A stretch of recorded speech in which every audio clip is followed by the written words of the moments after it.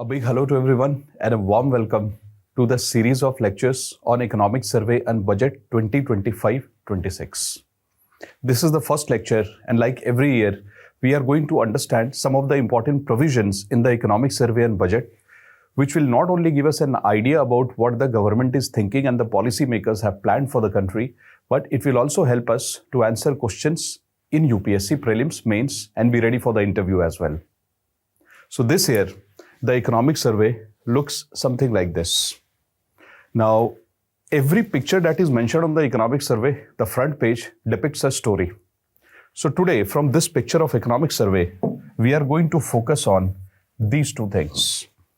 As you can see, that it gives us an idea about infrastructure and energy. So let us see what the government of India has done for infrastructure and investment. Now, if you look at this topic, this is chapter number 6, Economic Survey 2024-25, which uses two important words. The first is investment and second is infrastructure. Normally, whenever we read economic survey, we see that infrastructure is kept separately as a topic, but this time, the emphasis of the government of India is both on investment and infrastructure. Now, we have divided this chapter into these 4 categories, which will help us to understand the content of the chapter. So first, in terms of infrastructure, we are going to understand what is the development and what is the plan related to physical infrastructure. Physical means tangible, which you can touch and feel. These are called as the real assets of the government. Number 2 is social infrastructure. Without social infrastructure, the human capital cannot be used productively and there cannot be social upliftment. That is why social infrastructure is equally important. Then you have the third category, which is called as digital infrastructure. So earlier in the conventional sense, we always used to think that physical infrastructure is the most important thing. Then came the importance of social infrastructure for human capacity building. But nowadays we understand that without digital infrastructure, we cannot harness these two. So these 3 actually are the pillars of infrastructure. And the fourth one is policies. Because see, if we want that we need more roads, more railway stations, more airports, more seaports, we need to have a solid plan. That plan must come from the government of India as to who will construct the infrastructure, how to arrange finance, who will do the repair work, right?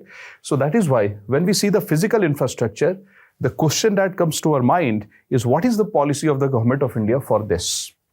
But we understand that social infrastructure is the most important thing for our survival, for our capacity building, because we as humans, what are we going to do with the roads? What are we going to do with the seaport and electricity if it does not improve our life? So that is the reason that social infrastructure is equally important, and we should ask ourselves, what is the policy which we have created for physical and social infrastructure?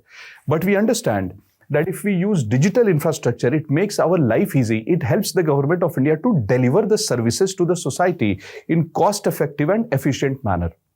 Which means the policies that we have created, the framework of the policy must talk about physical, social, and digital. So before we start the analysis of physical, social, and digital, we would understand what is the policy framework that government of India has created so that we can achieve these 3. But before we start doing all this, let us go to our classic macroeconomic equation, which says output. Y means output, income of the country. Output is equal to consumption, investment, government expenditure, and net export. This is a classic equation which everybody knows. Now here, there is a catch this year. The catch is we are struggling to keep our GDP at the level at which we want it to be, because India wants to reduce poverty, India wants to become economic powerhouse, we want to provide more jobs. Obviously, we want our output to be high. But we have seen recently that our consumption has come down. As a society, the consumption that we are doing is slightly lower than what the government and policymakers expected. Private investment is also slightly down. Now, exports has taken a hit. The reason being that the global atmosphere is very volatile, and we have seen the onset of trade war, which started recently between US and various other countries. Now, thank God India has not been involved in it so far, but there is always a looming danger that there might be the repercussions of trade war over us as well. Now, since this is not working, This, we understand that it depends on both domestic and external conditions, more so on external conditions. So if we have to increase our output, the maximum pressure that is coming over the government. Now, Government of India says that since output has to be maintained at a certain level, so how can government contribute in the output? So government says various schemes. So for example, one could be social sector schemes, employment generation schemes like Manrega. But the biggest plan of the Government of India is infrastructure. So Government of India says that suppose we want our health condition to be good in the society. For that we need hospital, infrastructure related to hospital. Government of India wants to improve education in the society. But how will we provide education if there is no school and college? That means it boils down to infrastructure. So Government of India says that I am ready to do the heavy lifting, but it cannot be done only by the government because the resource of the government and the budget is limited for any country in the world. So here comes the role of private sector. So in this economic survey, there are 2-3 themes which the Government of India has repeatedly said. Government of India has said that I do not want to create policies in a way which will suffocate the private sector or investors in the economy. So government says I will deregulate. Government of India is saying that the job of the government is to provide good governance, not to stifle, not to suffocate the people who want to invest and make the economy grow. That's number one. Number two, Government of India says technology is very important. So they are focusing on technology also. Third thing, the government says that everything should be done which will improve the participation of private sector as a partner of the government through public-private partnership to provide infrastructure and investment. So that's the plan. So here the government says, I will also invest and I will motivate private sector also to invest through public-private partnership. This is what the theme of actually this chapter is, an overall economic survey is. Now let us go deeper and see what are the new contents that we are getting from this chapter of economic survey. Now guys, some brushing up of the basic concepts. So here we have a very basic thing which you must be knowing. I know that you know it, but still let's practice it for a minute. Now this is how the budget of the government looks like. Budget has two parts. First is revenue budget, second is capital budget. In revenue budget, we have two components. So see, whenever we see the budget, what do we mean by the word budget? Budget would mean that there would be two things. First is that we'll talk about the sources of revenue for the government, and then we'll talk about how government spends the money. So now you have revenue budget, capital budget. In revenue budget, we are talking about regular sources of income of the government. And here we are talking about where the government spends the money on a regular basis. In capital budget, we talk about capital receipts of the Government of India. So for example, Government of India does disinvestment and privatization, like Air India was privatized. The money that the Government of India gets is capital receipts. Now, capital expenditure would mean that type of expenditure which changes the asset and liability position of the Government of India. So for example, let's say Government of India constructs infrastructure that increases our capacity, right? So similarly, Government of India might purchase a land or a building or an equipment. That could be capital expenditure. Now, the most important thing that we have to see here is whenever Government of India says that I'm going to construct infrastructure or I'll increase the infrastructure in this country, I want to contribute. That means here they're talking about capital expenditure. And where do you find capital expenditure in the budget? Here. Because this is where you will find CAPEX, capital expenditure. So now, there are two things that we should note here. Number one, the central government spends money in the construction of infrastructure, in the development of infrastructure. That is called as CAPEX. We get that figure from here. But there is one more entry which is related to capital expenditure. The central government gives grants to the state government. So center will give grant to states. Now, out of this grant given by center to state, there is a component of the grant which the state government uses for infrastructure, for capital expenditure. Example, suppose that the central government has given 100 crore rupees to the state government. Now, state government uses 80 crore rupees for day-to-day expenditure, like suppose they give subsidy to people in the state. But remaining 20 crore, this state government is using to construct, let's say, hospitals. So here, if central government gives 100 crore rupees to the state government might use 80 crore to give subsidy to its people, but remaining 20 crore state government might use for, construction of hospital, etc. So this 20 crore is also capital expenditure. But whose capital expenditure? Actually state governments. But who helped it? Central government. So if somebody will ask us that what is the capital expenditure by center, the answer will be here. In this side it will be mentioned. But if somebody says, no, tell us what is the capital expenditure directly by center plus also indirectly contributed by center, then we will take the capital expenditure from here and we will take it from here, this 20 crore, and we will add it. If you add it, it is called as effective capital expenditure. So there are two capital expenditures, right? So now let's go and see what is the capital expenditure for this budget. So guys, as we can see, this is 2025-26 budget. So what is the government of India saying? Central government is saying that they plan to have a capital expenditure capex of 11.2 lakh crores. So what is going to be the capital expenditure? 11.2 lakh crore. This is expected in 25-26. That's the plan of the central government.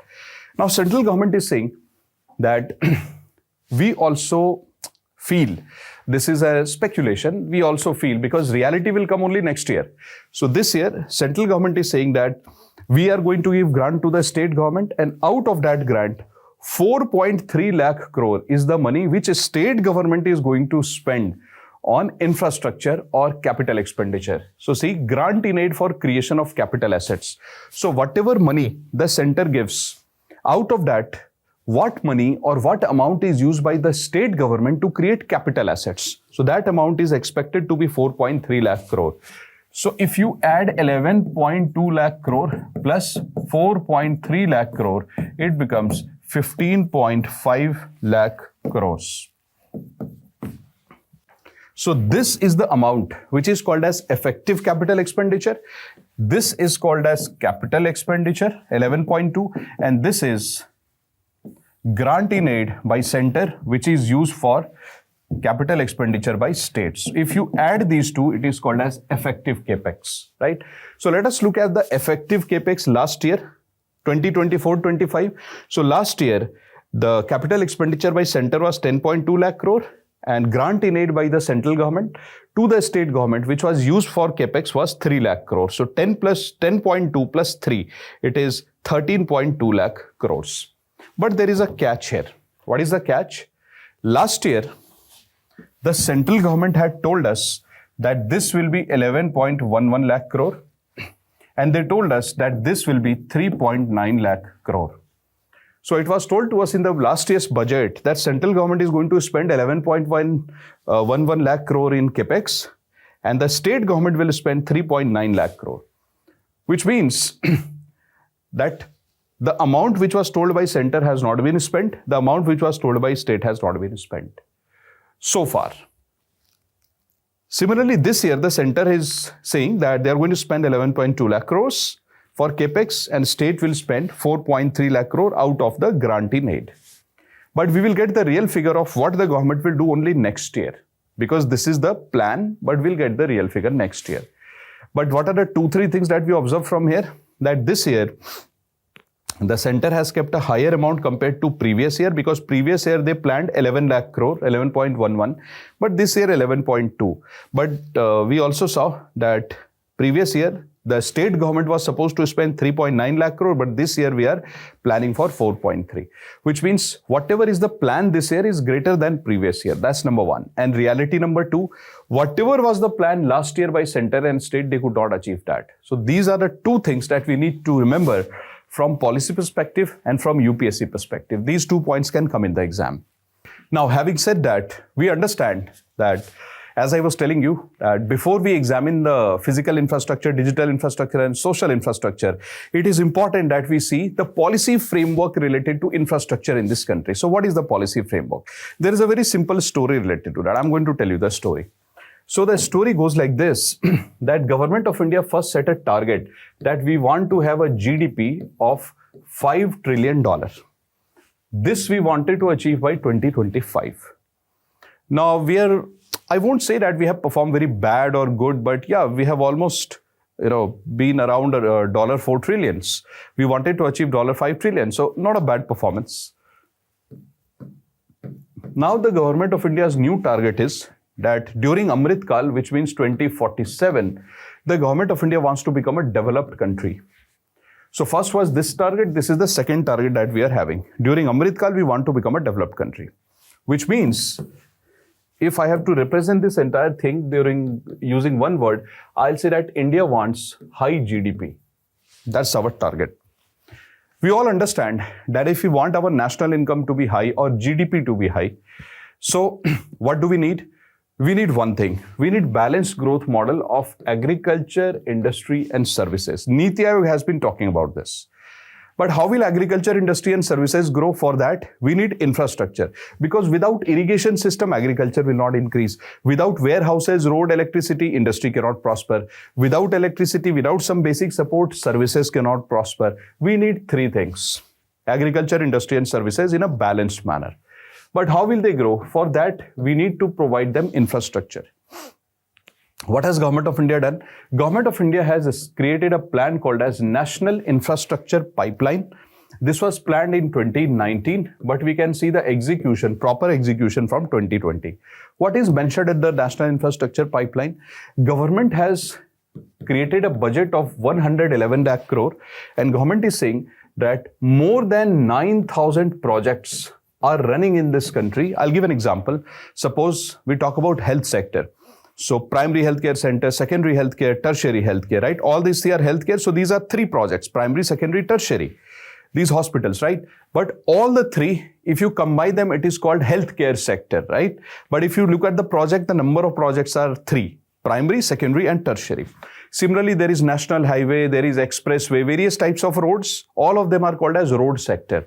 So these are the number of projects which we are having, more than 9,000. But if you reorganize them, it becomes subsectors.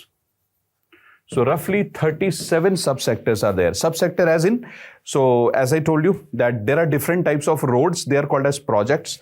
But if you combine everything, it is called as road subsector. So you have, if you reorganize them, it becomes 37 subsectors. So now, Government of India is saying that all the type of infrastructure that you can think of, government is trying to achieve it through National Infrastructure Pipeline. That's our biggest plan for infrastructure. And what was the plan of Government of India? Who will finance this 111 lakh crore? This 111 lakh crore was supposed to be financed 39% by center, 39% by state, and remaining by private sector, 22%. This is our plan. Now, there is a problem which happened. You understand that this program was launched around COVID, so finance became a problem.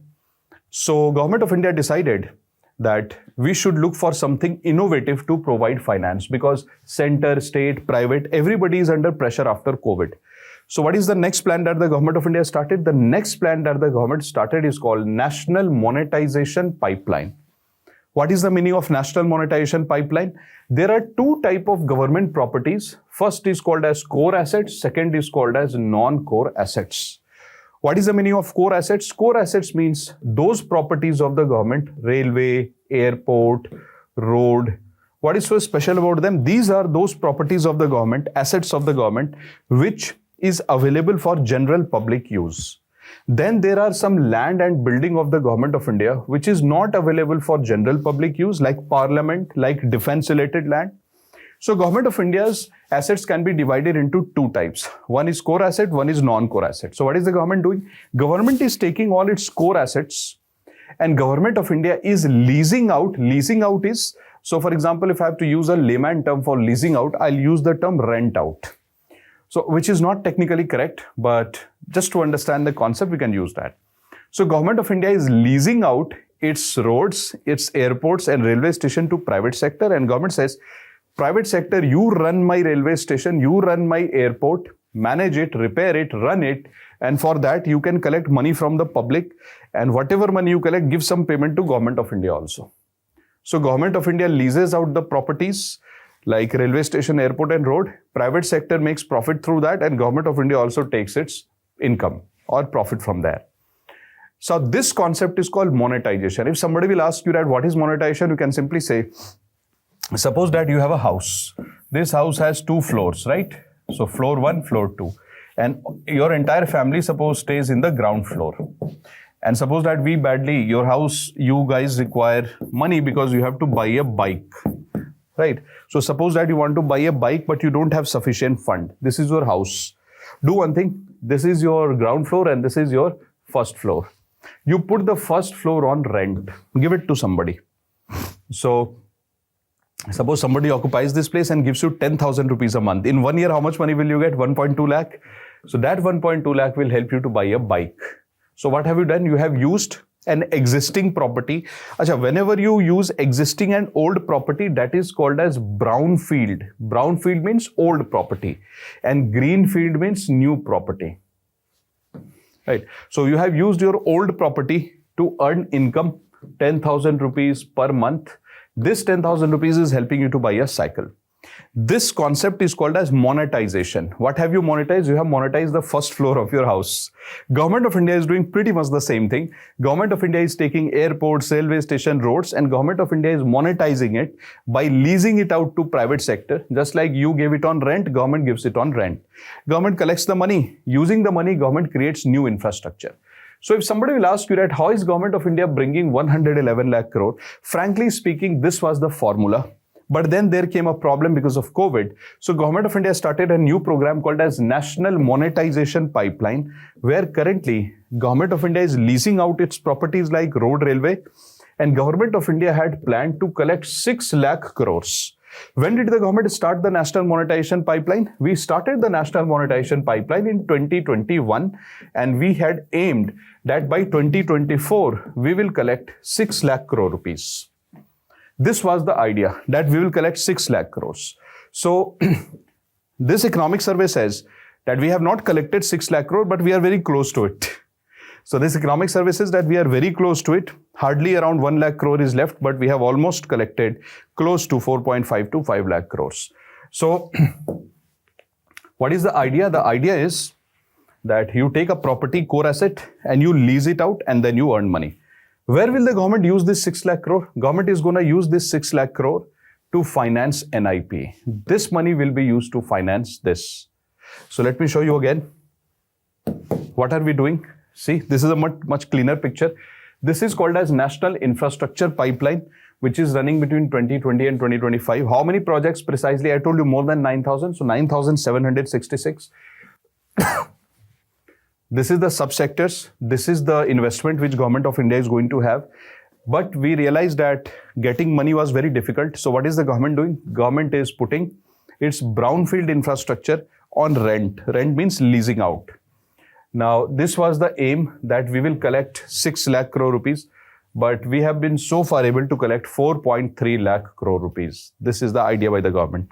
So yeah, it's little far, but then we have tried. During difficult times, government says we have tried and we have got this money.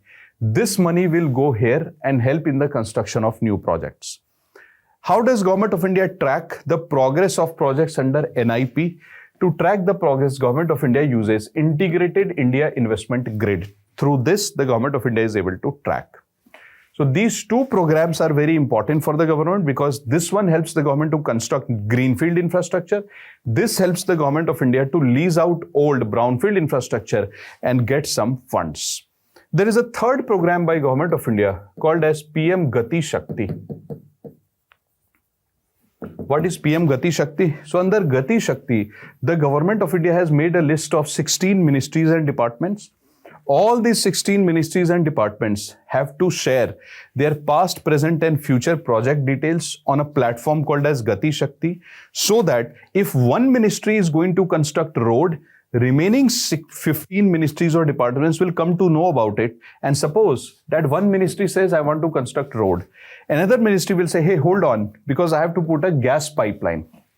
So what will happen now? The Ministry of Road and Ministry of Oil and Gas, they will coordinate with each other, because suppose that road is already constructed, how will you put the gas pipeline? Then you will have to dig the road. So Government of India has started a program called Gati Shakti so that coordination should improve between various government departments and ministries. This is called Gati Shakti. When all this was being done in India, we realized that in one thing India is very weak, which is called as logistics. Why are we weak in logistics? I'll show you something. So guys, the question is, what is the meaning of logistics? Meaning of logistics is storage, transportation, packaging and distribution facilities. We understand that we are a developing country and the cost of logistics is very high in India. So for example, the Government of India made a calculation of the logistic and we realized that roughly 14% of our GDP goes in the logistic cost. So for example, suppose I'm an industry in India and I'm manufacturing these pens. So when I manufacture a pen, I'll package it, I'll transport it, right? I'll advertise it. All these things are called logistic cost. So in logistic cost, Government of India has calculated that roughly 14% of our GDP is equal to the logistic cost, which means we spend so much money in logistic, and that's the reason that our goods and services become very costly. So what is the government trying to do? They are trying to reduce the logistic cost from 14% to 8% of GDP. That's the plan. But the deeper question is, why is our logistics so costly? What are we doing? What is that thing which we are doing little wrong? So for example, this is India, this is world, and this is the mode of transportation. So whenever we transport freight in India, so freight means goods. Whenever we transport freight in India, 60% of our freight is transported through roads. But if you look at world average, global average, 25% freight is transported through road. Similarly, 35% of India's freight is transported through railway, whereas globally, more dependence is on railways. We understand that it's better to transport through railways because it will save time and cost. Other mode of transportation like aviation, like inland waterway, this is 5% in India, globally it is 15%, which means we can take one lesson from here that if you look globally, the world uses multimodal logistics. Multimodal means that we are using roads also, the world is using railway also, the world is using others also. It's very much balanced. But if you look at India, India is heavily biased towards roads. So yes, we have road, railway and everything available, but we mostly rely on roads. That is why the Government of India's focus is to diversify from road and also promote railway and others. This is our logistic plan. Where is it mentioned that Government of India will do this? It is mentioned under a plan called as National Logistics Policy 2022. So what did we see? What are the 4 things which the Government of India is doing? The 4 things which the Government of India is doing to improve infrastructure in terms of policy. Remember, here we talked about policies. So we have seen the first policy is National Infrastructure Pipeline. Second is Monetization Pipeline. Next is National Logistics Policy. And the next one, 4th is PM Gati Shakti. These are the 4 policies that India is having. Using these policies, what are we doing? We are doing this, we are doing social, and we are doing digital. This is the connection. So let us do the physical now. So this year in the economic survey, the Government of India starts with Vande Bharat train. We understand that Vande Bharat train is indigenously developed. The first train came out from Chennai, the integrated coach factory Chennai. Now, this is under Make in India. These are the keywords that we need to understand from exam perspective. So this is under a scheme called Make in India that we produced it. It uses Kavach security system. What is Kavach security system? In Kavach security system, if the train is moving and there is a probability that there might be a collision or accident, then automatically the movement of the train will stop in that vicinity in a radius of 5 kilometers so as to avoid accidents. It works using the technology called as RFID, Radio Frequency Identification Technology. So Kavach system has been installed in Vande Bharat. It's a semi-high speed train and it's electric train, and its normal operational speed is 160 kilometers per hour. So these are the facts that you need to remember for Vande Bharat train.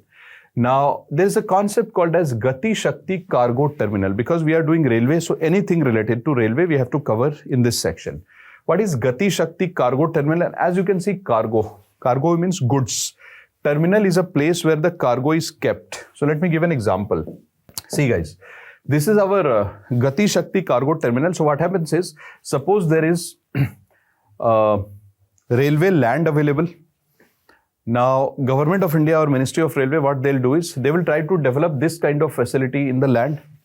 And Ministry of Railway says that when we develop this, Ministry of Railway takes the help of private companies. Under public-private partnership, this is developed. So now Ministry of Railway says that I will not charge any land fee. I will not charge any type of fee to develop this place. What is so good about it? Entire goods which has to be transported in various parts of India are kept here. And then there are these freight trains. As you can see, freight trains. So these containers are kept on the train and it is transported to various parts of India wherever it is required. So suppose that production of automobile is happening in Delhi. From Delhi, the automobile has to be taken to Madhya Pradesh. How will we do that? We will take the vehicle from factory in Delhi to the cargo terminal. In the cargo terminal, we'll put the containers on the train. The train will go to Madhya Pradesh and it will be delivered. This is called as cargo terminal. Similarly, earlier, if you look at the railway signaling system, so earlier the signaling system, railway signals used to be mechanical, which means that it used to be operated through hand operated. Now it has become automated through electronics, right? Through computers, this signal system worked. So this is another development which is actually mentioned in the economic survey. So first is Vande Bharat train, second is Gati Shakti, and I told you that the signaling system has become automatic. Now railway is also trying to promote clean energy. How is railway trying to promote clean energy? Wherever possible, railway takes electricity which is renewable in nature. Railway also takes initiatives to promote solar energy and wind energy wherever possible.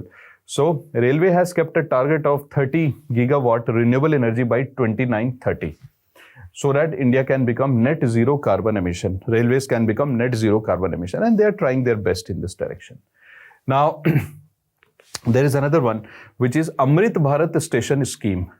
Now, what is Amrit Bharat Station Scheme? Let me show you the picture. See guys, this is Habibganj. Earlier it was like this railway station. Now Habibganj railway station looks like this. So what plan is the government of India following these days? So government of India is converting or redeveloping these railway stations into these modern railway stations. Similarly, this is Ahmedabad railway station. So since government of India is redeveloping the railway station, it is called as Station Redevelopment Program. It has another name. It is also called as Amrit Bharat stations.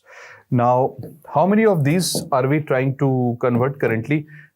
1,337, which means that just like these two railway stations, Habibganj, Madhya Pradesh and Ahmedabad, roughly 1,337 railway stations are being converted or modernized.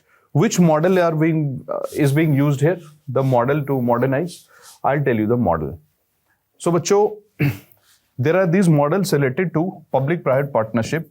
One of the model is called BOT, Build, Operate, Transfer. Where do you use this model? This model is used in greenfield and brownfield projects. Then there is another model called as BOOT. It is generally used in big greenfield projects. Then there is another model called as HAM, Hybrid Annuity Model, where government of India gives 40% finance and private sector gives 60% finance. That is called Hybrid Annuity Model. Then there is a model called as Engineering Procurement Construction, where 100% finance is given by government. But EPC, Engineering Procurement Construction, is not a public-private partnership model, because in this model, government of India gives the entire finance. These are some of the models that we often use in India. Now, in the station redevelopment program so far, the model BOT has been used because BOT is suitable for brownfield, right? So that has been used. Now, and I told you that BOOT is generally used for big greenfield projects. But suppose private sector is not ready to help the government with money, because in BOT, private sector gives the money. So if private sector is not ready to help the government with money, then government of India uses EPC, and government says, I will give the money from my own pocket and I will redevelop the railway station. So if private sector is helping, then government uses BOT. If private sector is not helping, then government uses EPC. So EPC is not a public-private partnership model, right? So this is called as Station Redevelopment Program or Amrit Bharat Stations. Now we have the next scheme called as PM Bharatiya Jan Aushadhi Kendra. So you see, in a country like India, which has huge population, if costly medicines are sold, not everybody will be able to afford it. So that's why the government of India has started a program whereby if you want to take the agency of government medicine, which is generic medicine, so government of India will give you rupees 5 lakh subsidy to procure the medicine, rupees 2 lakhs to create your pharmacy center. So you can take 5 lakh rupees from the government, you can take 2 lakh rupees from the government, and then you can start selling generic medicines. Now the generic medicines are 70 to 80% cheaper than the medicines which are licensed. Basically, generic medicines are the medicines which are not having any license currently. So those medicines are sold through Jan Aushadhi Kendra. So why are we discussing Jan Aushadhi Kendra in railways? Because in railway platforms and railway stations, government has opened Jan Aushadhi Kendra, where 70 to 80% discounted medicines are sold to public. Then you have a program called as One District, One Product. What is One District, One Product? See, under One District, One Product, the state governments, respective state governments select a product which is unique in their district. Then they give this name to DPIIT. DPIIT means Department for Promotion of Industries and Internal Trade, and DPIIT is a department in Ministry of Commerce and Industries. So a state government selects the product. See, the state government selects the product, gives it to DPIIT. DPIIT makes a plan to promote the product which has been suggested by the state. Then the central government has decided to provide monetary help to the state government to create something called as Unity Mall or Ekta Mall. Unity Mall or Ekta Mall. So what happens under Unity Mall or Ekta Mall? Now, the central government has created a budget of 5,000 crore rupees, where the central government says that at least 100 crore rupees will be given to each state government so that a particular state can establish Ekta malls where this one district, one product. So for example, let's say that a particular pen is, a particular, let's say painting or earthen pots is very famous in a particular district. So the state government would like to promote that art and craft. So they will establish this Ekta Mall and central government will give them at least 100 crore rupees to establish these malls. Where are these malls established? These are established in the main areas of the state, like financial capital or some main areas, main city of a particular state. Like for example, in Rajasthan, it will be established in Jaipur, something like that. And what is done in that? So the one district, one product, the unique product of that particular state, let's say Rajasthan, is also displayed, and the government of Rajasthan will also display the product of neighboring states like Gujarat, for example, or let's say Maharashtra, or let's say Madhya Pradesh, UP. They will also take products from other states. That is done in shopping mall or Ekta Mall. What is, the meaning of this Ekta Mall or Unity Mall? The meaning is that you are promoting your product as well as others' product, because this whole country belongs to all of us. So this completes our railways. Now we will look into roads.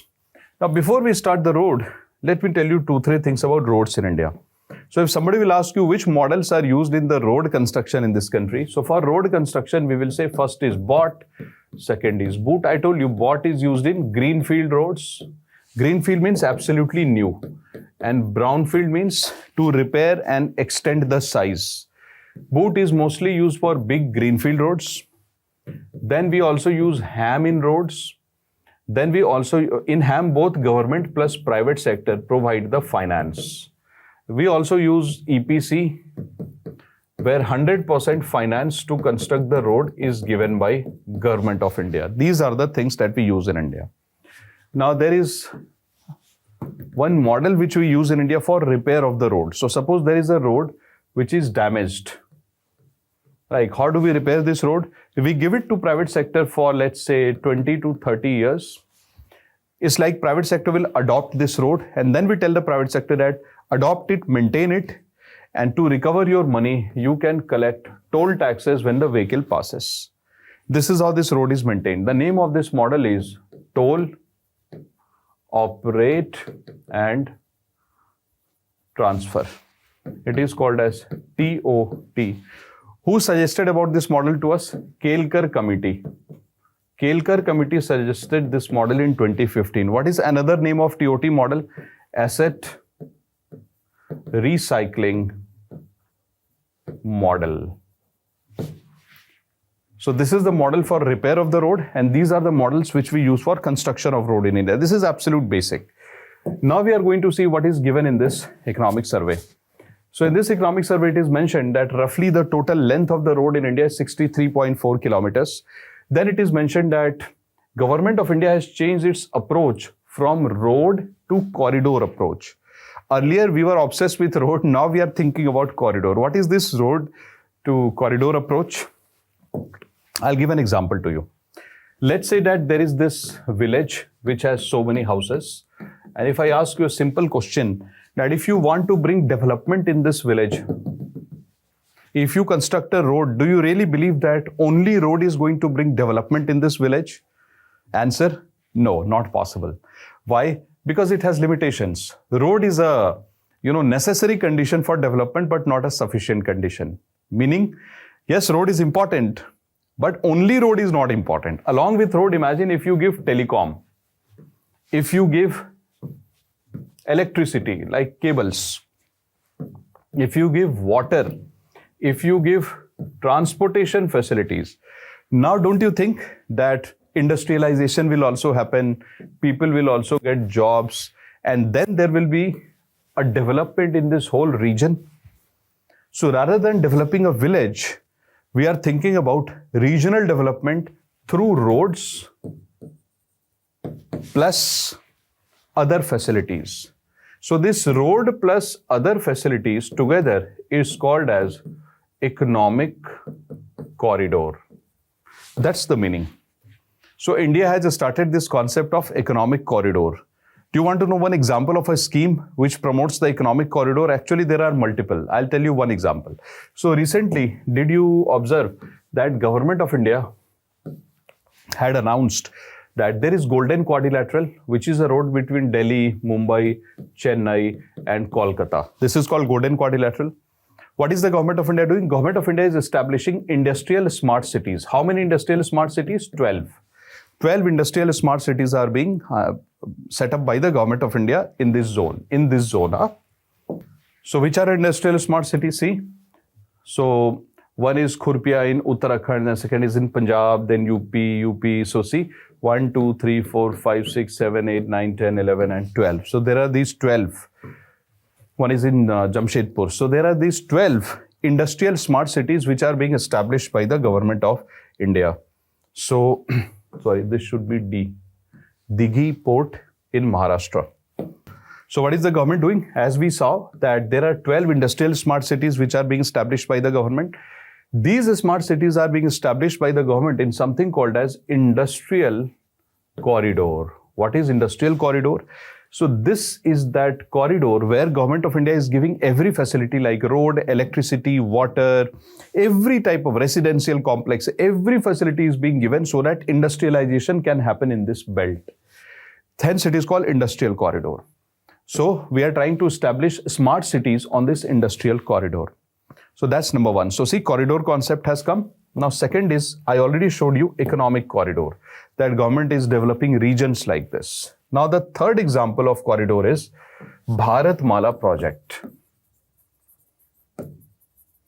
See, Bharatmala project started in 2017, and we wanted to complete it by 2022, but we could not complete it. Hence, it has been extended to 2027. So let me tell you what is Bharatmala Pariyojana or project. Under Bharatmala, the Government of India had planned that first we will construct here 35,000 kilometer road. This was the plan. But we could not construct 35,000 kilometers. So what is the economic survey saying this year? That 24% out of this already completed and 76% contracts have been given. Again, we have done the public-private partnership models and other models for road in India. So can you please tell me which models are being used here in Bharatmala Pariyojana? So one model could be BOT, second could be BOOT, third could be EPC, and next could be HAM. These are the models which are used. So Government of India had planned that between 2017 to 2022, government will construct 35,000 kilometer road. But I told you that we have moved away from road and we have moved towards economic corridor concept. So then government said, after I construct 35,000 kilometer road, I'll convert them into corridors like this. So what is the first target of Bharatmala? To develop economic corridors. The second aim of Bharatmala is to improve northeast connectivity. The third aim of Bharatmala is to develop border region infrastructure. We have to make our borders strong. And the fourth aim of Bharatmala is to promote employment opportunities. That's our Bharatmala. So did you notice that we have moved away from roads and we are moving towards corridor, like industrial smart cities, like Bharatmala Pariyojana, economic corridors.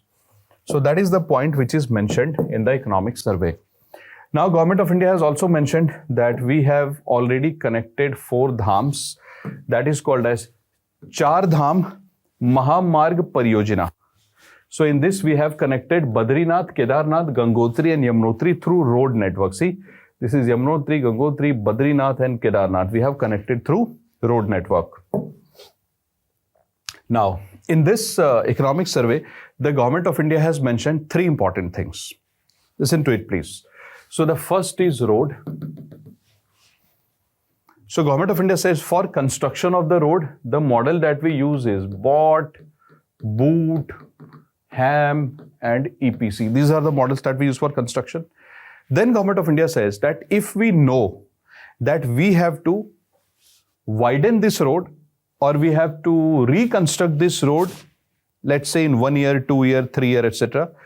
Then government says in that 1 year, 2 year, 3 year, till the time we widen it, it should be maintained so that there are no accidents. So government says we will use this short-term maintenance model. If you have to maintain the road for 1 to 2 years, we'll use short-term maintenance model. If we have to maintain the road for 5 to 7 years, we will use performance-based maintenance model. And if we have to maintain this road for 20 to 30 years, we will use toll operate transfer model. What is toll operate transfer? I already told you about it, Kelkar committee. What is short-term maintenance? We will give the road to private sector and tell them to maintain it for 1 to 2 years. And for that, private sector can collect toll tax from the public. What is the meaning of performance-based maintenance? Which means that Government of India will give the road to private sector and tell them that I will do regular inspections, and when I come for inspection, whatever quality standards I want, if I see those quality standards, I will reward you, else I will not reward. Which means here the Government of India gives the road to private sector will maintain the road, but the quality that government wants to see that quality being delivered by the private. Only then government will make a payment to the private sector.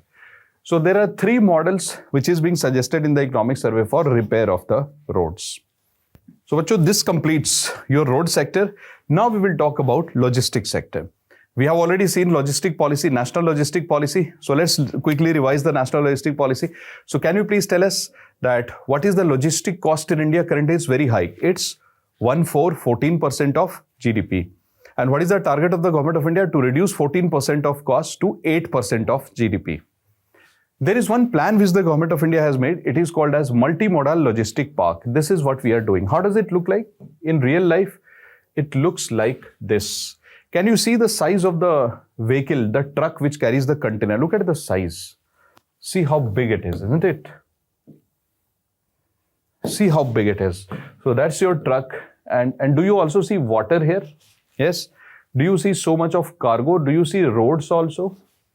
So you have this roads, you have, let's say, this water, and if you look carefully, somewhere you'll also find railway, like this is railway, see.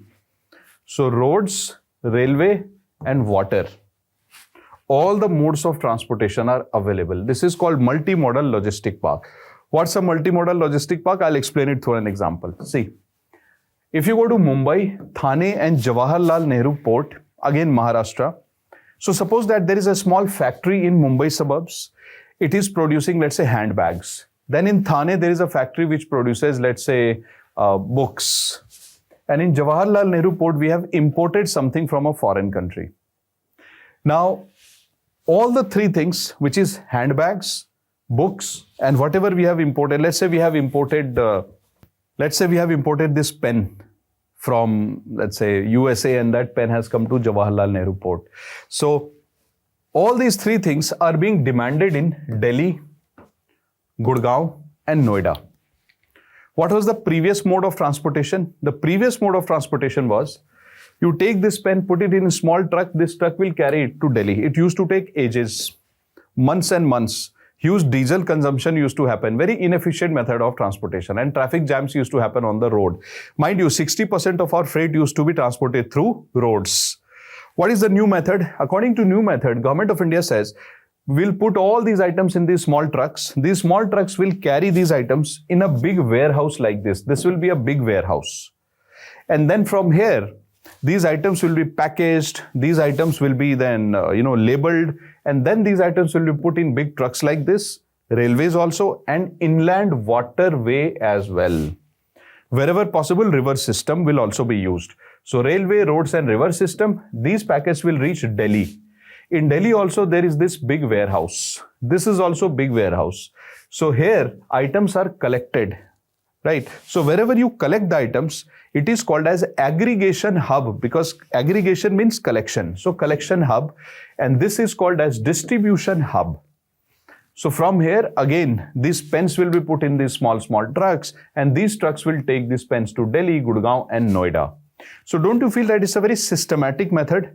And since everything is done at a big scale, it will reduce the cost, logistic cost in India. Plus, we also want to diversify away from roads towards railways as well as other modes like river system and aviation. So this is the perfect example of multimodal transportation system or logistic system. What is the concept which is being used here? Hub and spoke model. What is hub and spoke model? Hub and spoke model means this aggregation center and distribution center are called as hub. Hub means big warehouse. And what is the meaning of spoke? Spoke is these channels through which collection and distribution is done. It uses another concept called as plug and play. What is the meaning of plug and play? The meaning of plug and play is that this will be a ready-to-use infrastructure like this.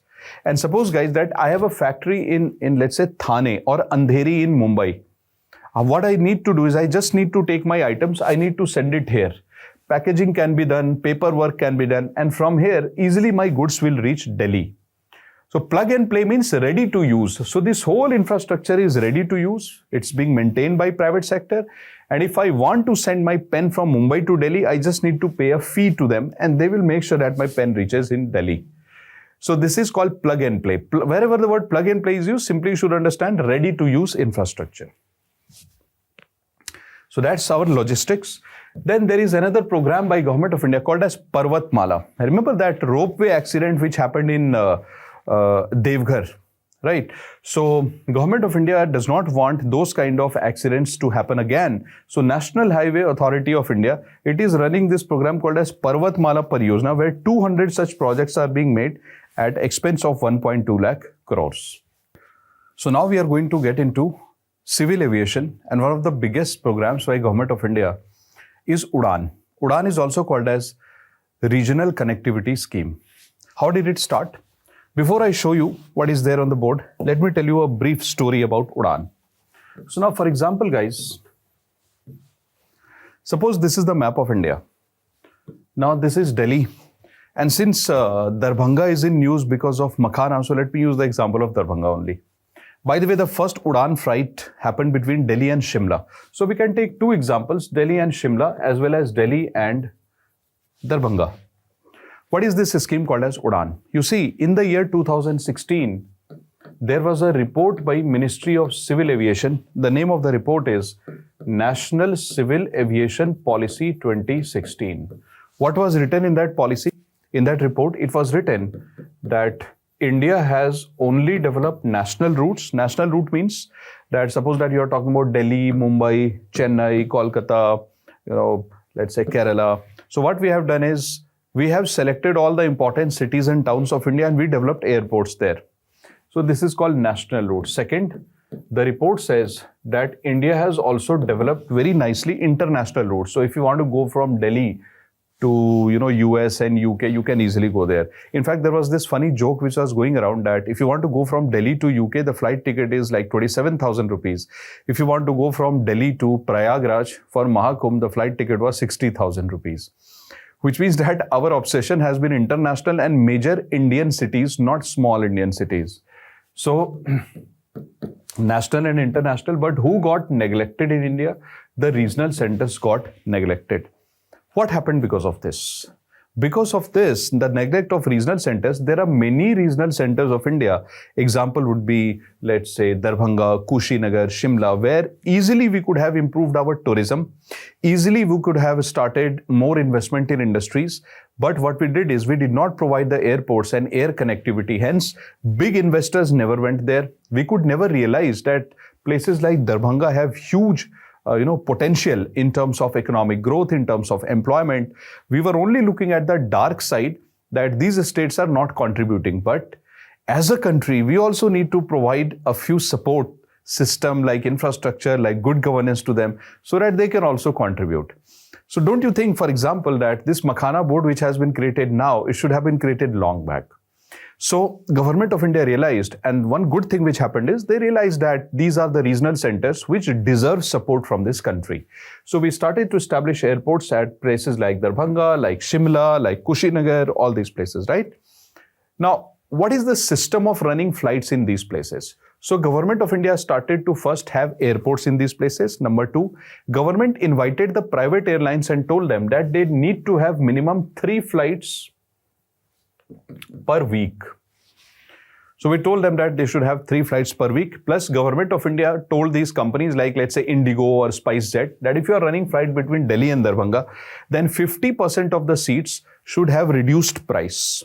So a price cap was given to them that don't overcharge, right? So for 50% of the seats, you should have some caps.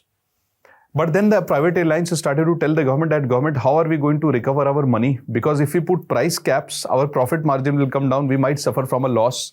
So government said, no, we will help you in a different way. So how is the government helping them? So any private company which wants to become a part of UDAN or regional connectivity scheme, first they will have to run the flights, let's say from a big place of India like Delhi to regional centers like Darbhanga. Minimum 3 flights a week. Number two, they have to put caps on 50% of the seats. Remaining 50%, they can charge market price. Third, the government of India told them that if you use the fuel, so the fuel that we use for car and bike is petrol and diesel. Similarly, the fuel used for flights is called as ATF, aviation turbine fuel. So on aviation turbine fuel, the central government charges excise duty and the state government charges VAT. So what concessions are being given? So if, for example, let's say Indigo is flying a flight between Delhi and Darbhanga, the central government says that I will not charge excise duty from you for 3 years. And the state government says that I will charge you only 1% VAT. Whereas normally Karnataka charges as high as 18%. But under UDAN, they will charge 1% VAT for 10 years. This is another thing. Third is, when you open an office or any kind of facility, let's say Indigo has an office in Darbhanga. So now Bihar government is saying that I will also give you discounts and concessions in utilities like electricity, water and all those things. Similarly, whenever the Indigo flight goes to Darbhanga airport or comes to Delhi airport, Airport Authority of India will not charge any kind of parking fee from them or landing fee, etc. So these kind of concessions are given to them. This is the system of UDAN. So what are we trying to do? Why are we not charging so much money from the companies? Because we are telling them to give concessional seats to the people. We want every common man, if they want to fly, they should use the UDAN scheme. According to Government of India, so far, 2 crore people have used services under UDAN. Now, Government of India launched UDAN under various phases like UDAN Phase 1, Phase 2, Phase 3, Phase 4, Phase 5, now Phase 5.1. What has been done under various phases? So initially when we launched UDAN, we said that Government of India will use all the airports which are underutilized or they are not utilized at all. First, we will utilize them. This was the idea. Second, Government of India said we will promote tourism also. Third, we said that through UDAN, we will give airports and air connectivity to hilly area and northeast as well. That's a good thing. Then government said that we will also promote, seaplanes for tourism. Like if you go to Kerala, you will see this seaplane. This is called seaplane. And then Government of India also has recently said that in the recent phase of UDAN, which is UDAN 5.1, we are trying to have connectivity in the remote areas of this country, and we are also planning to have helicopter services under UDAN. So if somebody will ask you that what are the phases of UDAN, We can simply say that first we tried to bring more flights under Udan, more airports, then underserved and unserved, then tourism, then northeast and hilly areas, and then we want to make the Udan scheme affordable to the society. And currently we are trying to 5.1. We are trying to have Udan in remote areas and also planning to fly helicopters. There is something called as Krishi Udan. What is Krishi Udan? So guys, we all know that east and northeast of India, West Bengal, Bihar, northeast, they are very good in horticulture, fruits, vegetable. But don't you think that our supply chain in India is very weak and we are not able to take the horticulture crops from these places to different parts of India?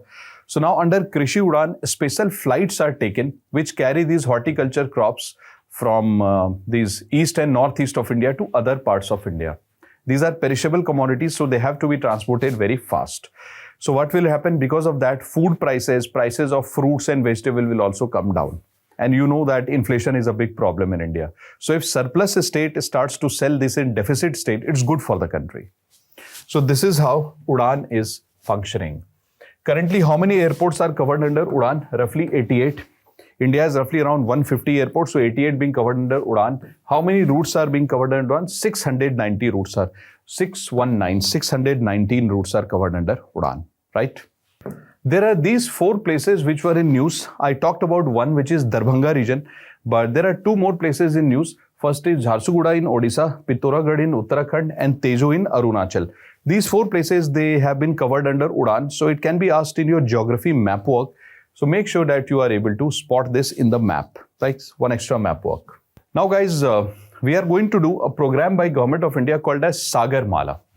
What is Sagarmala? So Sagarmala is a program just like Bharatmala is for road construction, Sagarmala is for seaport development.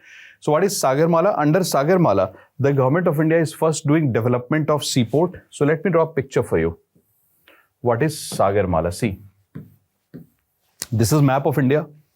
So for example, let's say this is a seaport whose condition is not good. So what will the government do? This is brownfield port. Condition is not good. So it will be modernized. Then this is a new port which is being developed. So old ports are modernized, new ports are developed. These 2 things together are called as port development. So this is the first point under Sagarmala, that we modernize the old port, we develop new port. Together it is called port development. Now you understand that UP has been developing BrahMos missile. How will UP deliver the BrahMos missile to, let's say, another country which wants to buy it? Let's say Kazakhstan places an order for BrahMos missile. How will UP deliver it? So UP will have to take the missile to this nearest seaport, and from here through container service, through ships, it will go to different countries, right? Which means that we need to connect UP with the nearest seaport. How do we connect UP with the nearest seaport? Through roads, railways, inland waterway, river system. So second point under Sagarmala is port connectivity, right? These 2. Third, the Government of India has started a program called as port-led industries. What are port-led industries? So we identify a port, then we try to develop basic industries around it. Like for example, furniture industry, packaging industry, that's called port-led industries. Fourth, we select these fishermen and their children and we provide them skills so that they can also be absorbed in these port-led industries, and or they can do another job or business. So that is called capacity building of coastal community. So these are the 4 points under Sagarmala. First is port development, port connectivity, port-led industrialization, and coastal community development. These port-led industries are also called as coastal economic zones. These are port-led industries.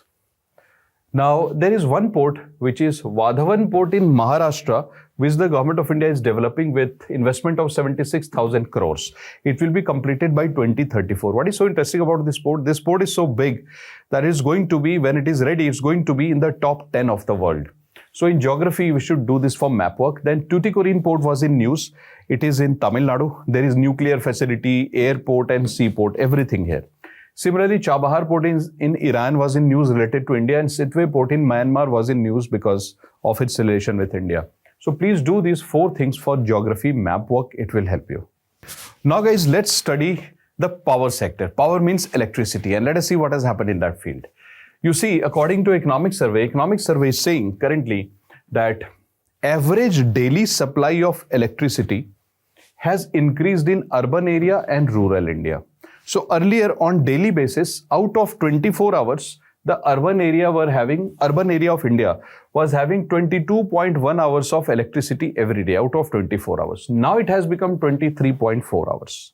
So out of 24 hours, our urban areas having electricity for 23.4 hours. Earlier, rural areas had electricity for only half a day, but now rural areas have electricity at least for 22 hours. That's also progress. Which means economic survey is saying that the gap between demand and supply has reduced. Earlier, the gap between demand and supply was 4.2%. Now it is 0.1%. So earlier, this was demand, this was supply. Now this is demand, this is supply. So gap has reduced.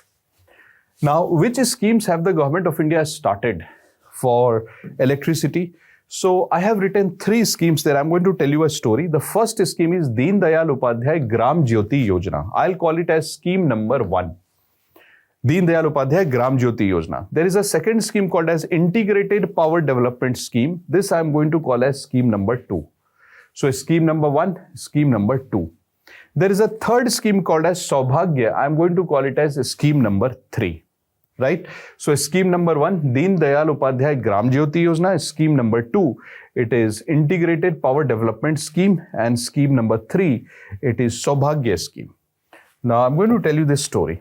So government of India said that we want to give electricity to everyone. So government started 2 schemes. Scheme number 1, scheme number 2. Right? Pradhan Mantri Deen Dayal Gram Jyoti Yojana. So scheme number 1 and scheme number 2. See this please. This is 2014. This is 2014. What did the government do? Government said, under this scheme, we are going to bring electricity for rural India.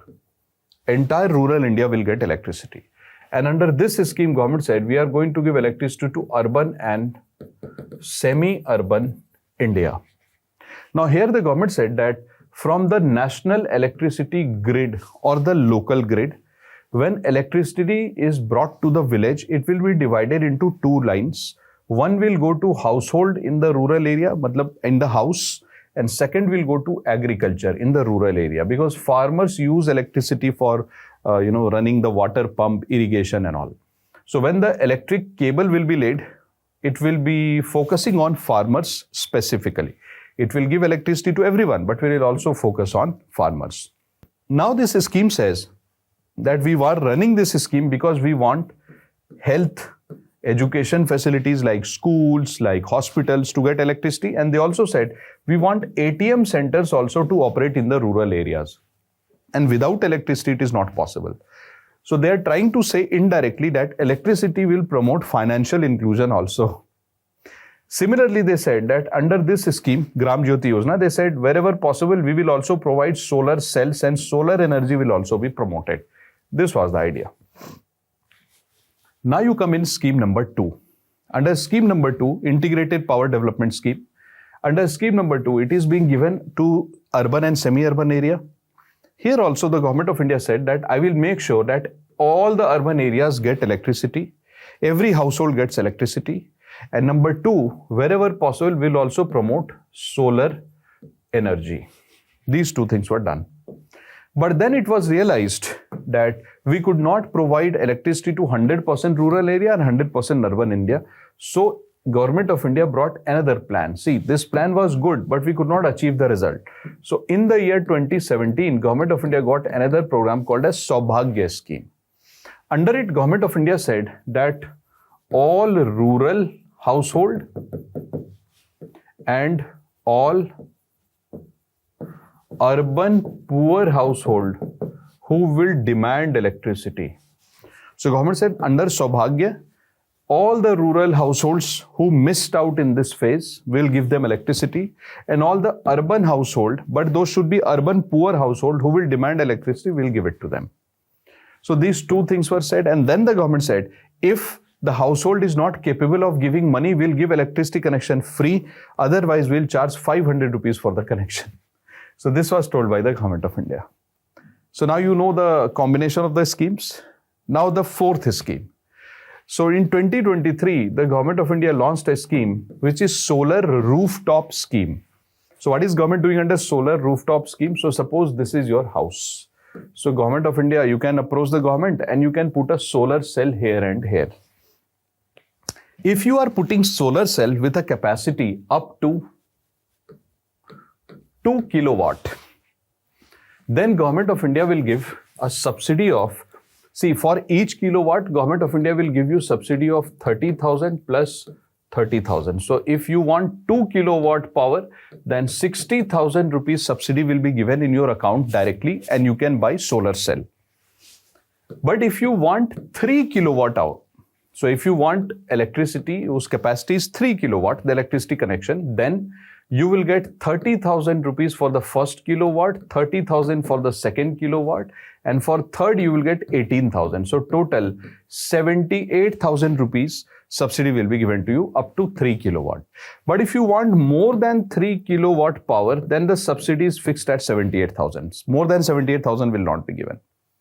And if you use solar cells in your house using the rooftop scheme, then every month up to 300 units of electricity will be given free to you and the remaining units government will buy from you. This is the solar rooftop scheme, which means we have just discussed what is Deen Dayal Upadhyay Gram Jyoti Yojana, Integrated Power Development Scheme, Saubhagya, and Rooftop Solar Scheme. We have discussed these. So these are the schemes related to thermal energy. Now we are going to see what is the data given in the economic survey related to fossil and non-fossil. By the way, the details related to renewable energy is given in another chapter, but overview and a very brief summary is given in this chapter also. So I just took the picture from the economic survey. So what does the economic survey say? Economic survey says that India has made a promise under Paris Convention that by the year 2030, out of entire installed capacity of India, so we have installed capacity for electricity. Out of our installed capacity for energy or electricity, we have made a promise under Paris Convention or Paris Agreement that 50% of our energy will come from non-fossil fuel. Non-fossil, example, renewable energy. And we said remaining 50% will come from fossil like coal, etc. Currently, non-fossil is 47.1, fossil is 52.9. We have to reduce fossil and we have to increase non-fossil, right? And we are doing that. Now, the economic survey says what is the total installed capacity that India has of renewable energy.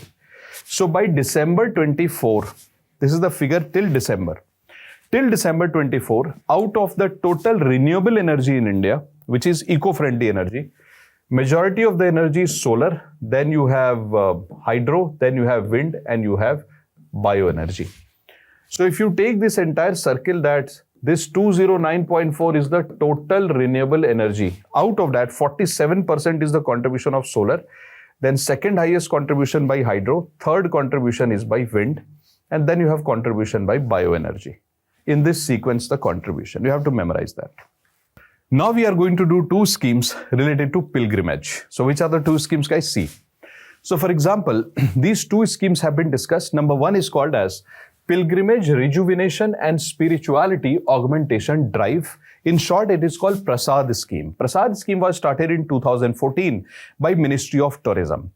What is Ministry of Tourism doing under Prasad Scheme? So under Prasad Scheme, what they are doing is they are trying to promote infrastructure development, upgrade the roads, improve connectivity, and improve pilgrimage augmentation, which means we are selecting the pilgrimage areas because, as you can see, pilgrimage rejuvenation. And we have to, as a society, provide facilities to any section of the society who wants to use infrastructure, be it for spirituality, be it for pilgrimage, be it for cultural tourism. So Government of India is saying that under inclusive approach, if somebody is going on a pilgrimage, so we will make sure that good infrastructure, good road, good connectivity, and good pilgrimage related facilities are provided. This is provided under Prasad. Now, how does the government of India arrange money for that? It is financed by central government, but government says, I will also, if more money is needed, then corporate social responsibility. So every company, whenever they earn revenue, they have to set aside some money, like 2% for corporate social responsibility. So government says, I will use corporate social responsibility also. I will use public-private partnership also if I need more resources. Now, there is another scheme called as Swadesh Darshan. Again started in 2014-15. This scheme has two phases. In phase 1, in Swadesh Darshan, the government of India, for example, used to select tribal areas and government used to create infrastructure in the tribal area and government used to call it as tribal circuit. So that if somebody wants to travel in those areas, there should be no problem. Similarly, government used to select deserts, let's say in Rajasthan, and create infrastructure for desert tourism. Similarly, government of India used to select places of historical importance and create good infrastructure. Places of Buddhism, for example, Sarnath, Gaya, government used to create Buddhist circuit. So basically, it was theme-based tourist circuit that the government was creating. So Buddhist circuit, desert circuit, Northeast circuit, tribal circuit, right?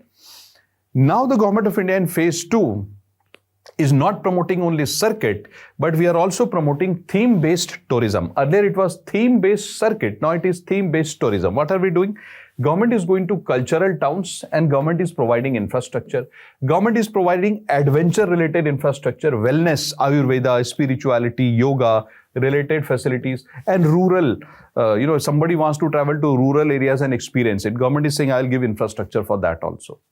So, Government of India basically wants that tourism should contribute in the development of local community in terms of jobs, in terms of income. So this is the slight change in the scheme. Earlier it was circuit-based, now it is tourism-based.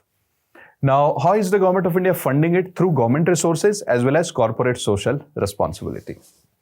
So guys, as we have seen, we have just completed the first part, which is the policies. We completed the second part. Now we are going to complete the social infrastructure and then we will look at the digital infrastructure. So in social infrastructure, we are going to look at Jal Jeevan Mission, Amrut, Swachh Bharat Mission and housing. These are the 4 things that we have to discuss under social. Now see guys, what is the Government of India thinking? Government of India has to provide clean drinking water to rural area and urban area. So for rural area, if you talk about clean drinking water, how will the government provide the water? Tap water. So for rural India, government established a program called as Jal Jeevan Mission, and for urban India, government established a program called as Amrut in 2015. What is happening under Jal Jeevan Mission? Government of India made a list of 19.27 crore rural households and government said, I'm going to provide tap water to them. Now, in this economic survey, it has been mentioned that out of this target, government has been able to provide tap water to 15.44 crore households already, which is almost like close to 76-78% already covered.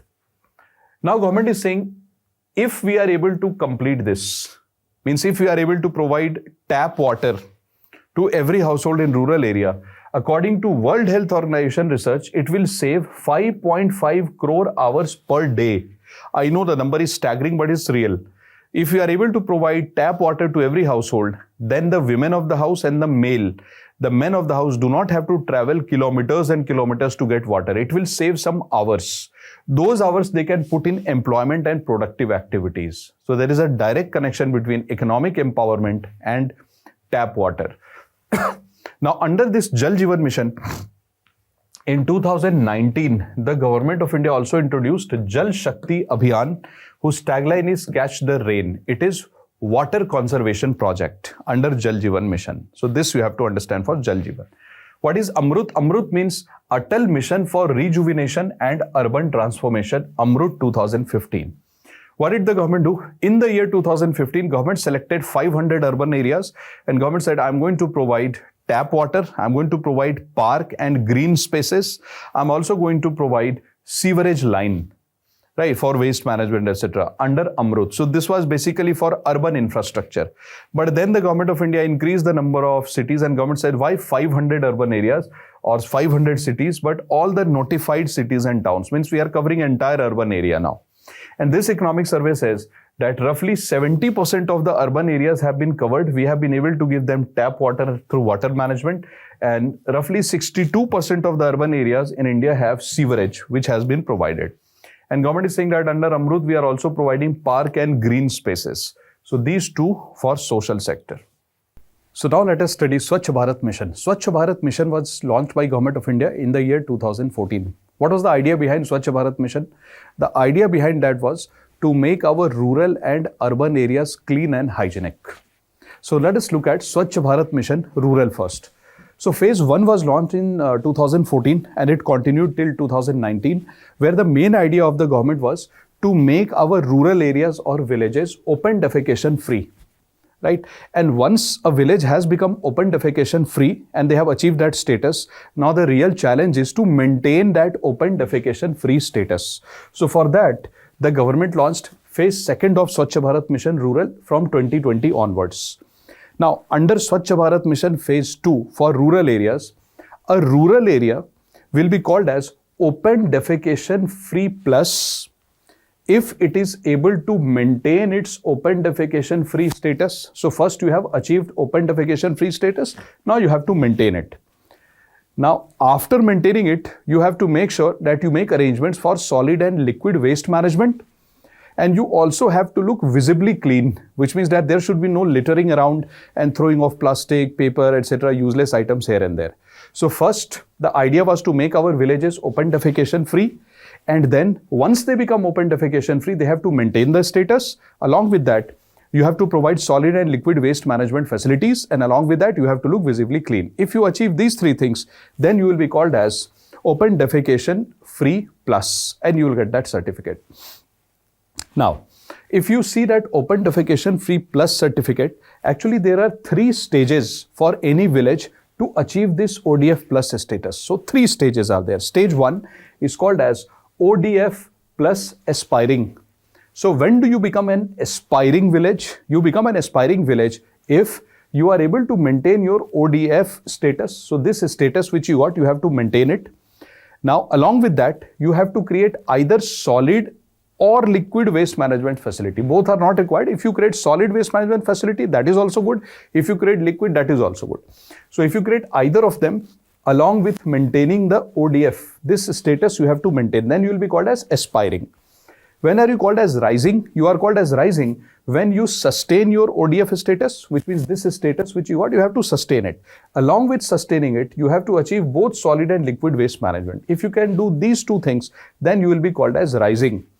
Now, what is the meaning of model? When do you become a model village? You become a model village when, first of all, you maintain your open defecation free status. Then you get solid and liquid waste management, both of them.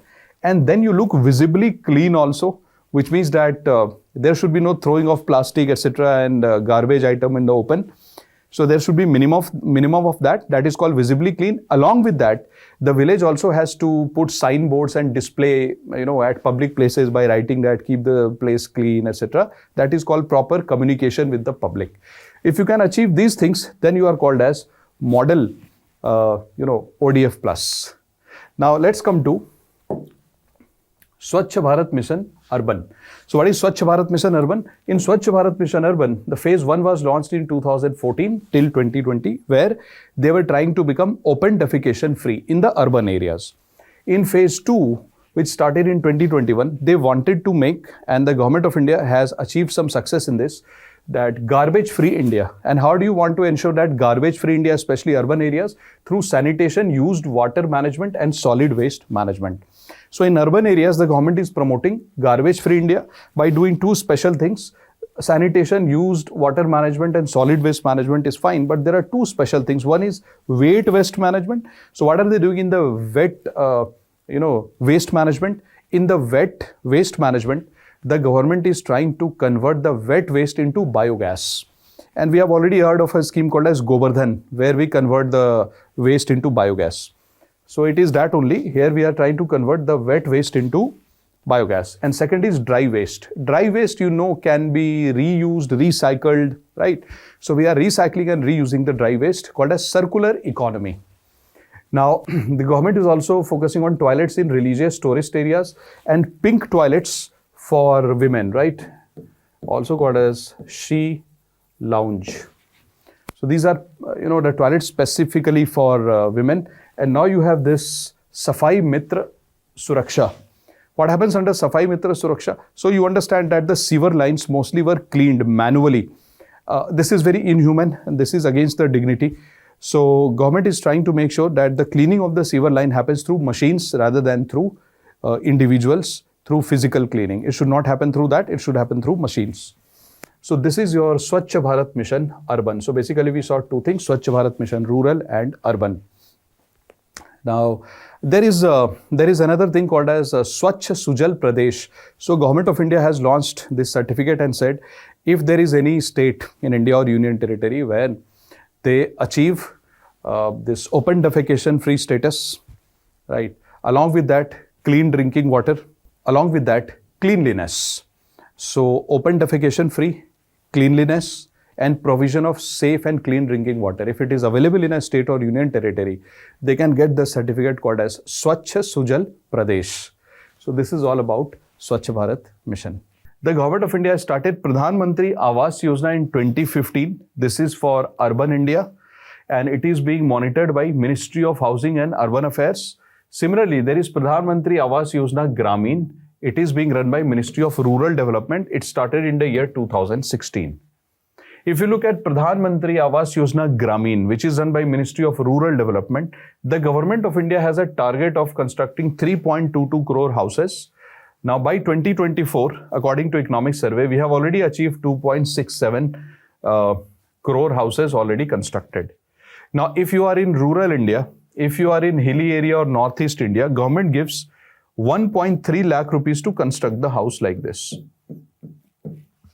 But if you are in a plain area in rural India, government will give you for plain area 1.2 lakhs, for hilly and northeast area 1.3 lakhs. That's your Pradhan Mantri Awas Yojana, rural. Now, what does the government do in Pradhan Mantri Awas Yojana, urban? So here, the Government of India says that economically weaker section, low income group, middle income group category 1 and middle income group category 2, plus some slum dwellers can take the benefit of Pradhan Mantri Awas Yojana urban, in urban India. How does the Government of India help the urban people? So first thing that the government does is they provide subsidy up to 1.5 lakh rupees. Subsidy means the Government of India will give you cash and say this cash you don't have to return. So this subsidy is provided in the urban India at up to 1.5 lakh rupees. Now, who gets this subsidy? What is the meaning of economically weaker section? So economically weaker section means if your income is up to 3 lakh rupees. So if the income is up to 3 lakh rupees, economically weaker section, 3 lakhs to 6 lakh rupees is low income group, 6 lakhs to 12 lakh rupees yearly income is middle income group 1, 12 lakhs to 18 lakhs is middle income group 2. So Government of India says this is the grouping and up to 1.5 lakh rupees is given. Then Government of India says if you need more than 1.5 lakh, this is given to you, but if you need more than this, then Government of India says that these two, if they ask for loan, so more than this, if you require, then you will get loan. So suppose you are taking 4 lakh rupees loan from the government to construct the house. Government says market rate of interest suppose is, let's say 9.5% on home loan. So government says, if you take 4 lakh rupees, this is an example. If you take 4 lakh rupees, see 1.5 will be given to you. But if you need 4 lakh rupees, then Government of India says that whatever is the market rate of interest on home loan, from this government will subtract 6.5% and answer is 3. So this 3% will be charged from you. So this 6.5 is called interest subvention. It is like discount on the rate of interest. So for economically weaker section and LIG, the interest subvention is 6.5%. For MIG, it's 4%. For LIG, it's 3%. So subvention means they will reduce the market rate of interest by this amount and they will charge you this money. This is called as housing for all, for rural and urban India. So guys, now we are going to do digital infrastructure. So in digital infrastructure, first I'll tell you about BharatNet and then I'll tell you about the telecom policy. What is the meaning of this? BharatNet 2011. So Government of India started a program in India to provide internet connectivity to rural India called as BharatNet 2011. BharatNet has 4 phases. In phase 1, we provided internet connectivity underground optical fiber, which means the internet connectivity was provided through underground cables in 1 lakh gram panchayat. It was done between 2011 to 17. Now between 2017 to 19 in phase 2, we provided internet connectivity to 2.5 lakh gram panchayats. How did we provide the internet connectivity? Through optical fiber, which means underground wire, plus satellites through air. Now phase 3, 2019 to 2023, we decided to provide internet connectivity to all districts and blocks, right? All districts and blocks. Now fourth phase is called as 2023 onwards, it is called as amended BharatNet. What is the meaning of amended BharatNet? This was original BharatNet. Now amended BharatNet, we are providing internet connectivity. The plan is to cover all the gram panchayats. So here we reached 2.5 lakh gram panchayat. Now we want to provide it to all the gram panchayats, which is 2.64 lakh gram panchayats. How does the government of India provide internet connectivity here? So earlier the government used to say that government will use only its own fund. Later on, government of India also started to take the help of private companies to provide internet connectivity in rural India. Government is using a concept called as viability gap funding. What is viability gap funding?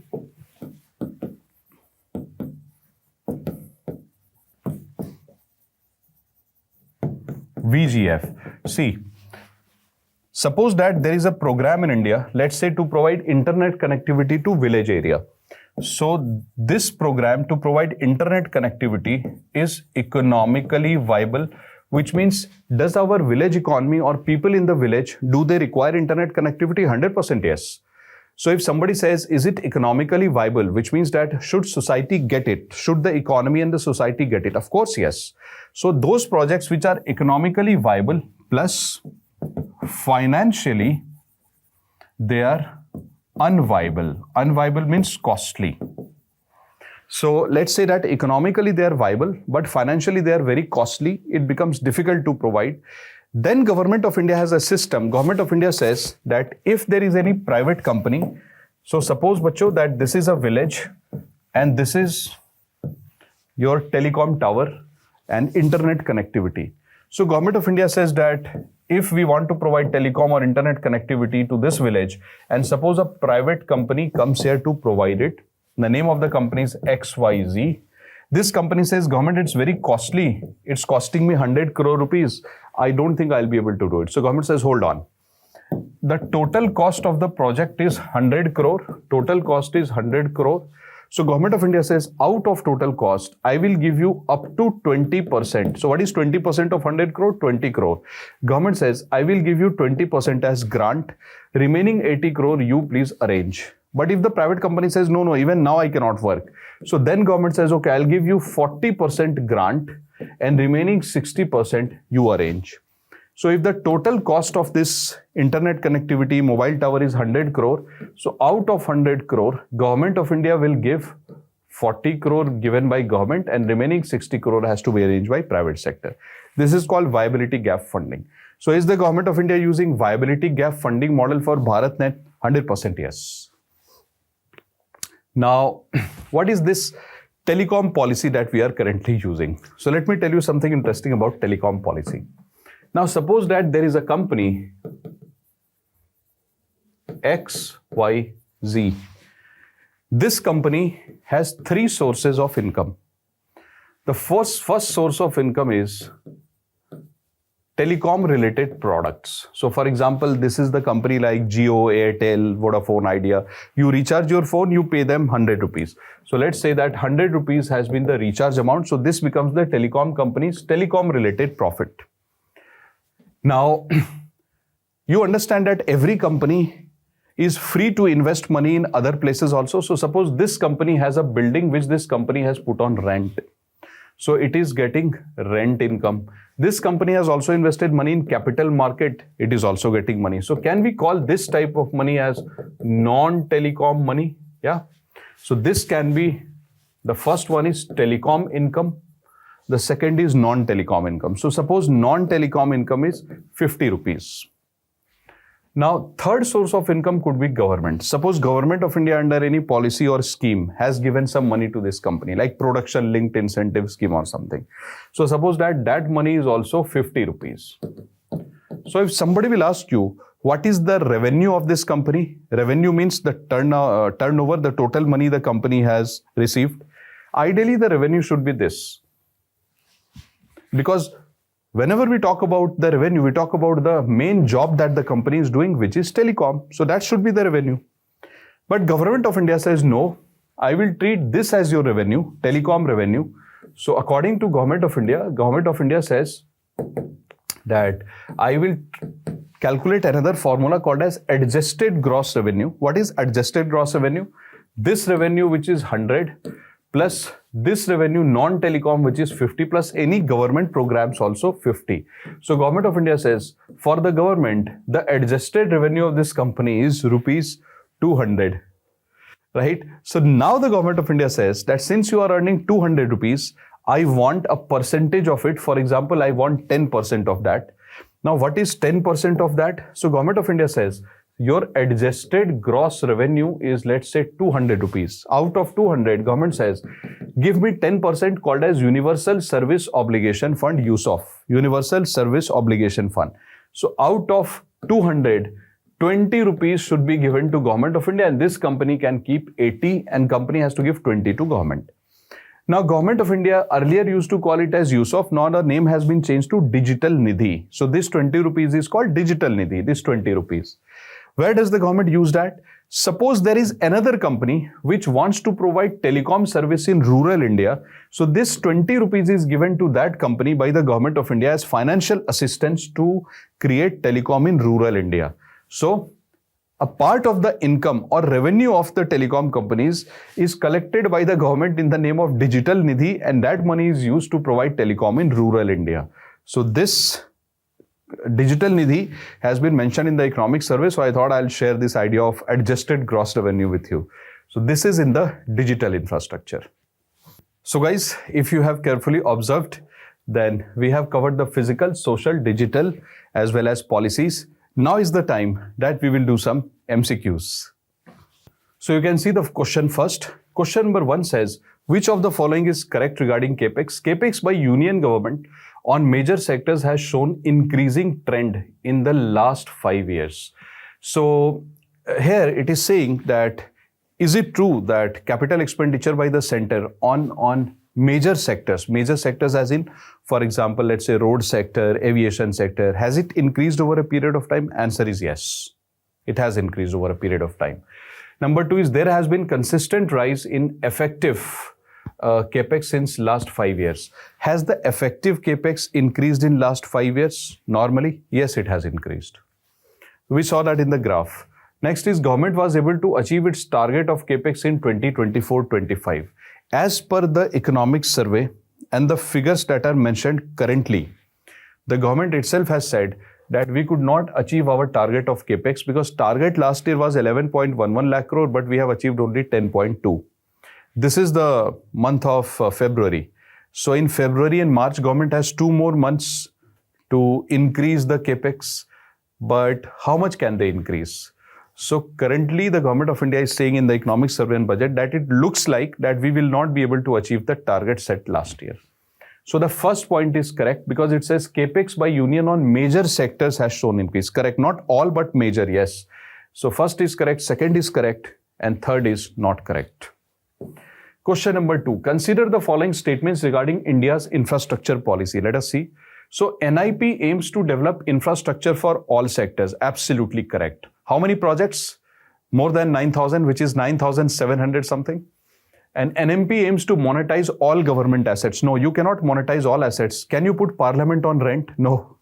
So it is monetizing only the core assets. So first is right, second is wrong.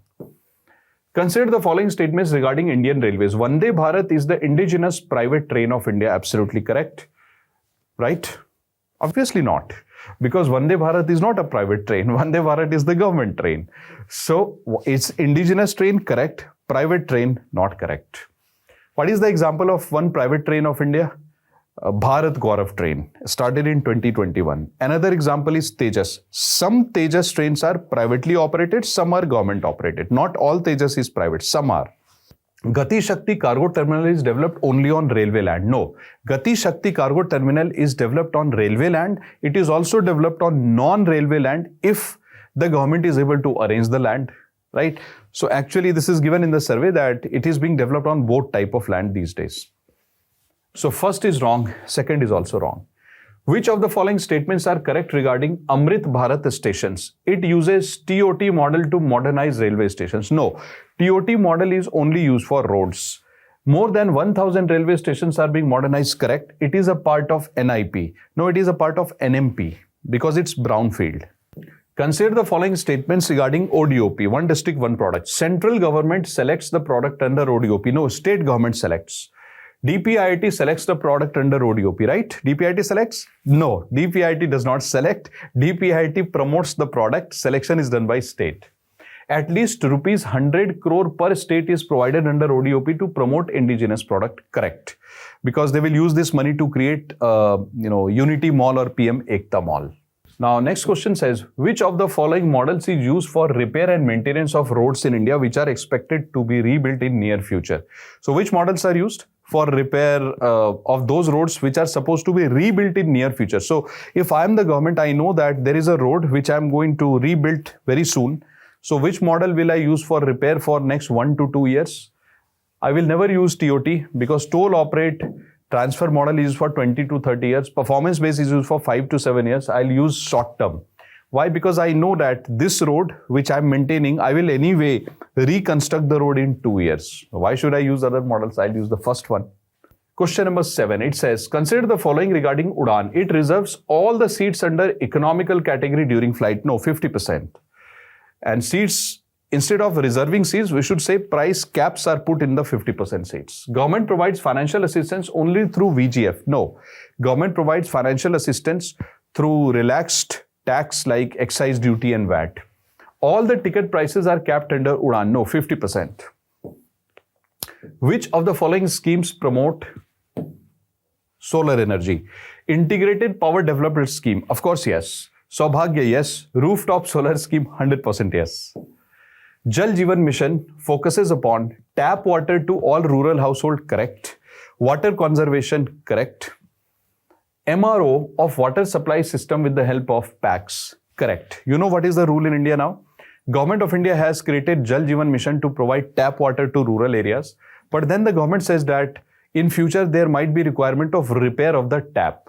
So the government of India says that rural youth will be taken and they will be trained under primary agricultural credit societies. These are cooperatives at the grassroots level called as PACs. So government says in the PACs will train the village youth so that they can do MRO, maintenance, repair and operate. They can do the maintenance and repair of the taps under Jal Jeevan Mission. So it is correct actually. So now let's look at question number 2. It says under Swachh Bharat Mission Gramin, how many of the following status are correctly matched with the explanation? So as you can see that on the left hand side we have put the status aspiring, rising and model, and on the right hand side we have put the explanation. If you remember the explanation that we have done, for aspiring, for example, we understood that if a particular rural area or village maintains its ODF status, and along with that you have either solid or liquid waste management, then you are called as aspiring. But for rising, you need to maintain your ODF status plus you need both solid and liquid waste management. So here you can see the first part is fine, sustain ODF status and solid and liquid waste management. It should not be and, it should be or. And here in rising, it should be and. So we just wrote the opposite. So this is not correctly matched. This is not correct. This is correct because we have maintained sustain ODF status, solid and liquid waste management along with observation of visual cleanliness. So only one is correct. Question which I deliberately put because I thought that this would be one of the ways to memorize for prelims. Okay. So suppose we are talking about Delhi. When will Delhi get the certificate of ODF certified? When complete access to toilets by all the citizens of Delhi, ensuring that nobody goes out for open defecation at any point of time of the day. So if we do not defecate in open in Delhi at any point of the day, Delhi will get the certificate called as ODF. This we have seen. When will Delhi become ODF plus? So first Delhi has to become ODF, means you have to achieve this category, and all community and public toilets are clean, hygienic and functional. So all the public toilets on the roadside and shopping complexes, etc. All the public toilets community toilets have to become functional and hygienic. So first Delhi has to become ODF and then Delhi has to get extra things. So it will become ODF plus. When will Delhi become ODF plus plus? So first Delhi has to become ODF plus. See this? And then we have to achieve complete fecal sludge from toilet is safely contained, transported and treated while ensuring that no untreated sludge is discharged in open. So all the fecal sludge from the sewer system has to be properly discharged and treated, and they should not be floating in the open. Then only Delhi will become ODF++. When will Delhi become Water Plus, that certificate? First, we have to become ODF++. See, the trick is, whenever this category is asked, first you have to become the previous category. So first ODF++, and then we have to ensure that no untreated liquid waste, including wastewater, is discharged without proper treatment and ensuring maximum reuse of treated water. So suppose that water is going from our kitchen, used water. It should not be released out just like that in open, but it should be treated in such a way that it can be reused. That is when we become Water Plus. So how many of these are correct? Actually, all are correct. Right? I've given them in such a way that if you read this question once, you'll be able to memorize it. So these are the questions that we can practice from economic survey. So guys, hope that you could learn various concepts through this chapter, chapter number 6 of economic survey related to investment and infrastructure. And I would suggest that if possible, you practice these MCQs at least once more before your prelims. Thank you so much, and I'll come up with the next video very soon. All the best for your preparation.